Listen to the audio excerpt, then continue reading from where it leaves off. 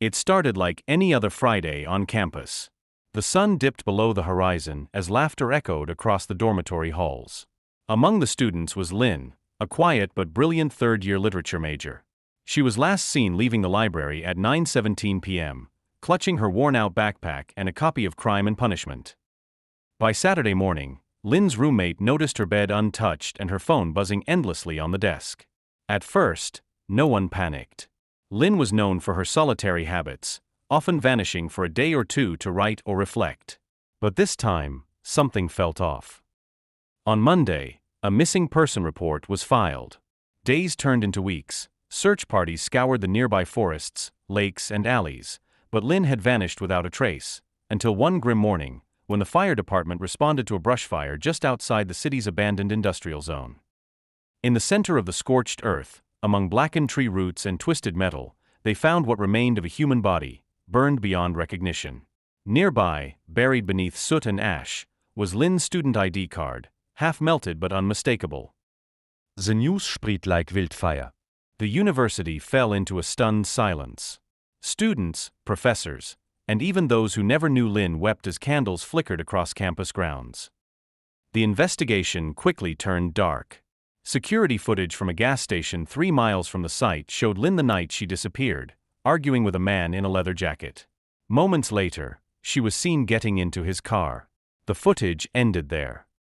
Authorities linked the man to a series of unsolved cases involving missing women, but he was nowhere to be found.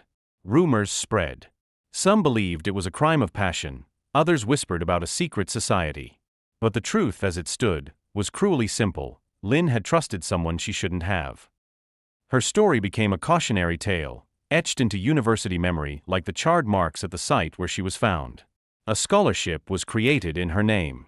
Her final short story, found saved in her email drafts, was published posthumously. It was titled, "The Ashes Speak Last." And they did. Weeks after the discovery, life on campus tried to return to normal. But for Lynn's roommate and closest friend, nothing felt the same. She couldn't sleep. Lynn's empty bed haunted her. The smell of burning wood, once comforting, now sent chills through her spine. One night, I found herself staring at Lynn's old laptop, somehow overlooked during the investigation. Dust covered the screen, but when she opened it, the machine powered on. Lynn's desktop background was a blurry photo of the two of them at the beach, arms around each other, laughing. But something else caught my eye, a folder named "For When I'm Gone." Her hands trembled as she clicked. Inside were dozens of voice memos, journal entries, and photos, fragments of a life Lynn had never shared. In one audio file, Lynn's voice crackled through the speakers.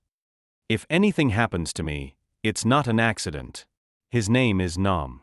I met him in a poetry forum. He was charming, obsessed with my writing. But lately, he's been watching me. I think he's following me. If you're hearing this, I didn't just disappear." I froze.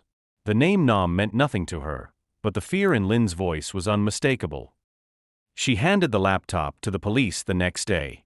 Within hours, cyber forensics traced Nam's online presence. He had dozens of fake profiles, all interacting with young women, all centered around writing groups. When they raided his apartment on the city's outskirts, they found a collection of journals, each labeled with a girl's name. One of them was Lynn. Nam was arrested without resistance. Inside his notebook under Lynn's name were chilling entries. "She's perfect. Her words are fire. Vendée, VLL toget her." The trial that followed was one of the most publicized in the country's history.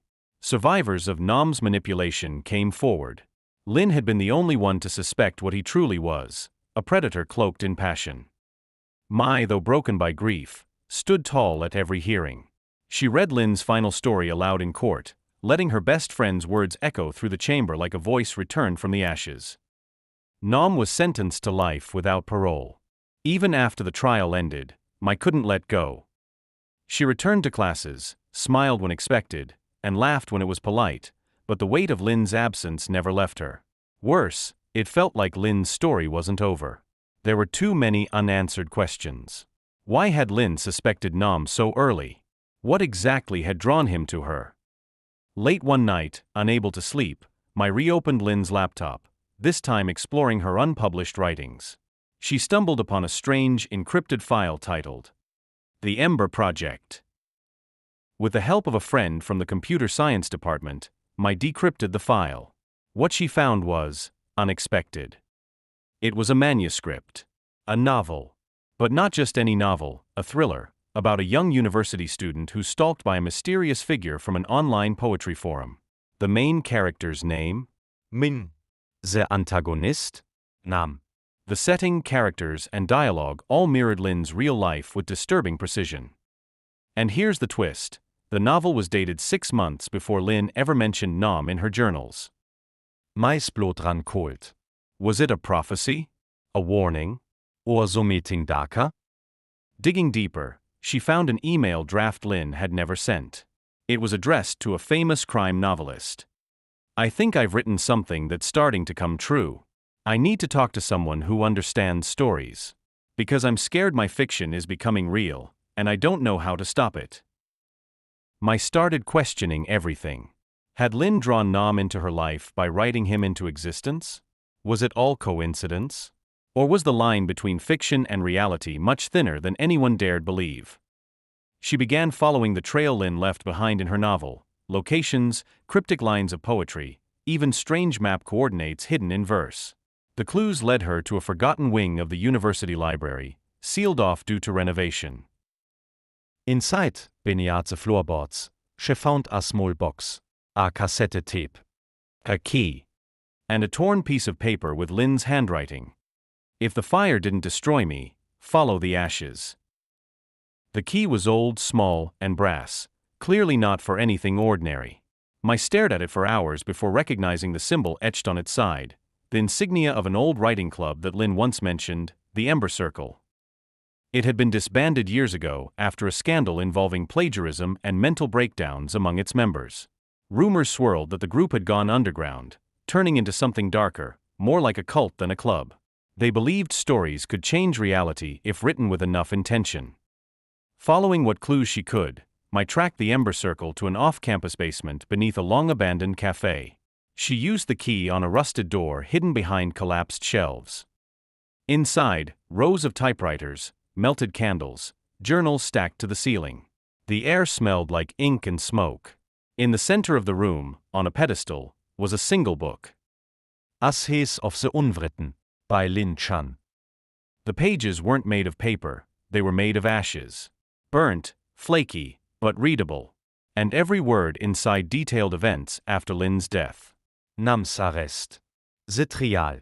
My search. Everything. On the last page was a line that sent a shiver through Mai's soul. She reads these final words, and in doing so, she ends the story. Suddenly, the room shook.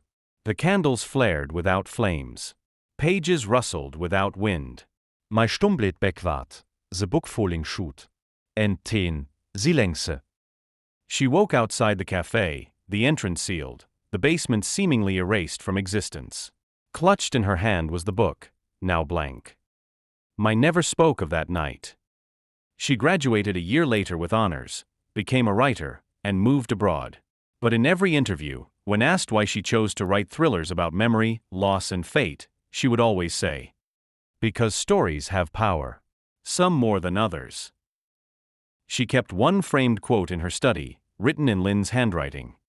Truth lives in fiction, and sometimes, fiction fights back. Epilogue. On the 5th anniversary of Lynn's death, a new short story appeared online under her name. No one knew who uploaded it. The story was titled, The Room Beneath the Words. And its final line? Ashes never truly die, they only wait to be read again.